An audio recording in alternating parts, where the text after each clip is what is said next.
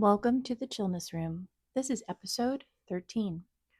We're going to do a little reading from my book, Little Zen Stories, Quiet Teachings for Ordinary Days. This is a shout out to my good friend Gigi Rush. She read the story and she said that this was one that resonated with her, so I'm going to read it to you guys.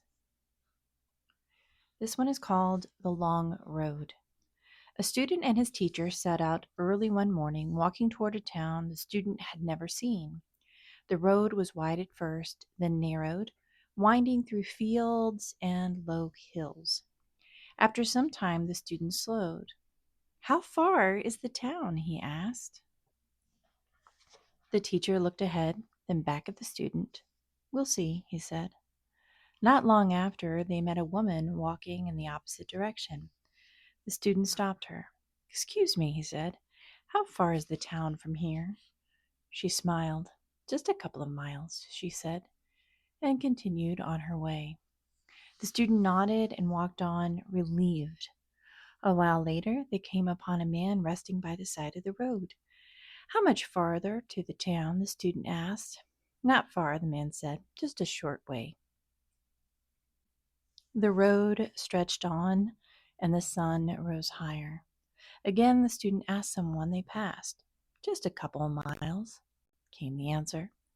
This happened again and again. Each time the student felt both encouraged and confused.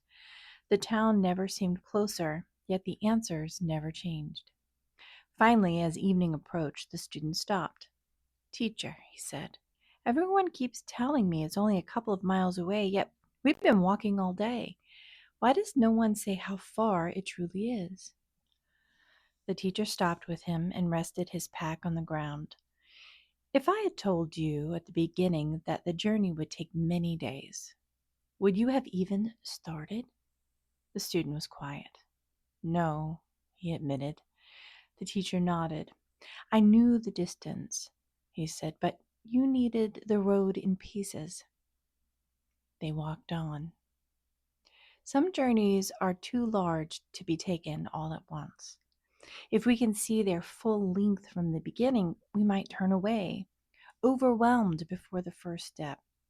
So the path reveals itself gradually. The teacher doesn't deceive the student, he protects the beginning. Having already walked the road, the teacher knows the terrain. He knows when to speak and when to stay quiet. His patience isn't indifference, it's care. Progress isn't always made by seeing the whole picture. Often it's made by taking the next small distance we can bear. Those who've already traveled far learn something.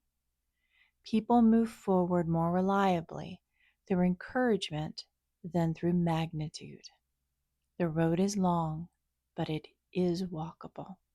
And sometimes wisdom lies not in revealing the destination, but in helping someone take the next few steps without fear. That was from my book, Little Zen Stories, Quiet Teachings for Ordinary Days by Kira Schaefer. And um, this is the stories in this book are actually old foundational stories, Buddhist stories, Zen stories. So it's not a new, it's just a retelling of these concepts and ideas. But what I feel like I got from this story, and please share with me in the comments or wherever you might be listening to this, what you think or what you take from it, is that if I know that there's going to be something that I'm going to be facing, it's going to be a lot easier for me to face that thing in small chunks that actually feel like small victories every time they're completed, rather than saying, well, I'm here and I have to go to here. And we see this sometimes in just our emotional state, where if I'm feeling helpless or powerless or incapable of taking a step, it feels like it's impossible, then it's very hard for me to get to a joyful place of, I know everything is working out and it's right and everything feels great to me. And everything is, we said in the 80s, hunky dory, right? I don't even barely understand where that saying came from, but it came to mind anyway. So it's all hunky dory. And if I'm feeling powerless, I can't get to happy go lucky, hunky dory from there. I have to find my way through. And if I say, okay, well, my way through here um, is just feeling a little bit better than I do now, then that's a pretty fine place to be. And so I would highly recommend this one thing. If you're feeling powerless right now, you can make a choice about literally anything in your life. Anything. It could be what you're choosing to have for lunch, what you're choosing to do this afternoon, what you're choosing to, if you're going to choose to put mustard on your uh, hamburger or ketchup or both, just make some small choices and literally say that to yourself. I'm making this choice today. That will help you get out of a feeling of powerlessness because you do have choices. Now, they might all seem challenging, so you don't look at the big thing right now. Okay. It's okay. It's okay to take your time and say, I'm not going to think about that big, hairy, scary thing right now. Instead, I'm going to focus on how good this moment can potentially feel for me.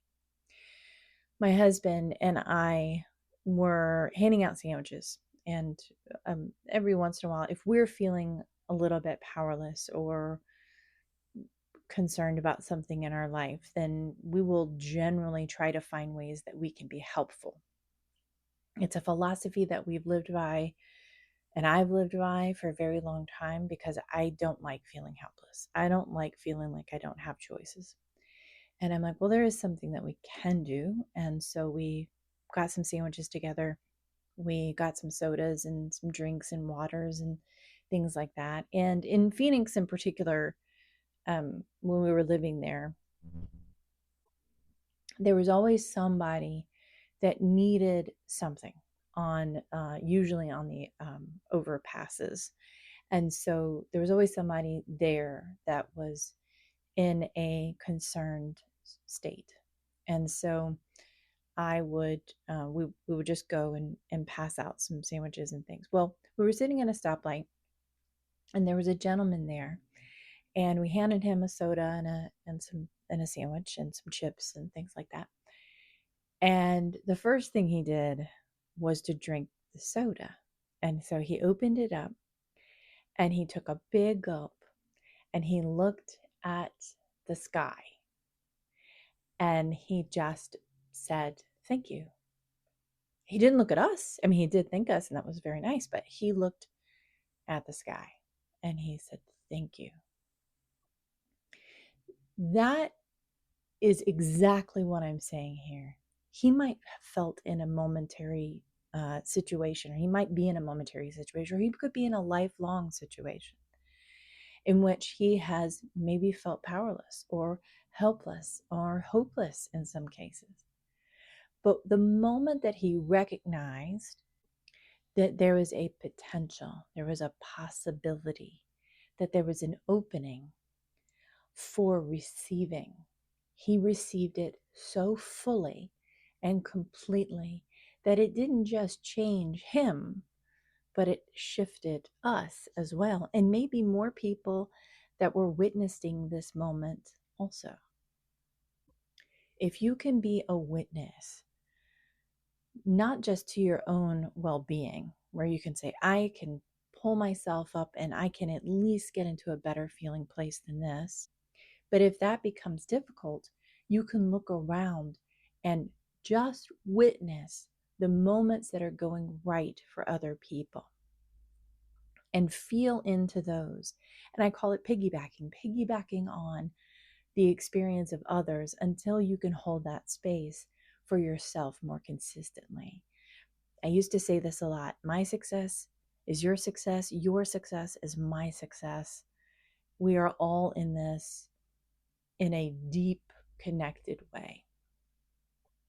So for today, no matter how long the road is, no matter how challenging it might feel, no matter how in your face the struggle might be, take a moment, take a breath, and just do one small thing in the direction of where you hope to go, and know that it is absolutely available to you.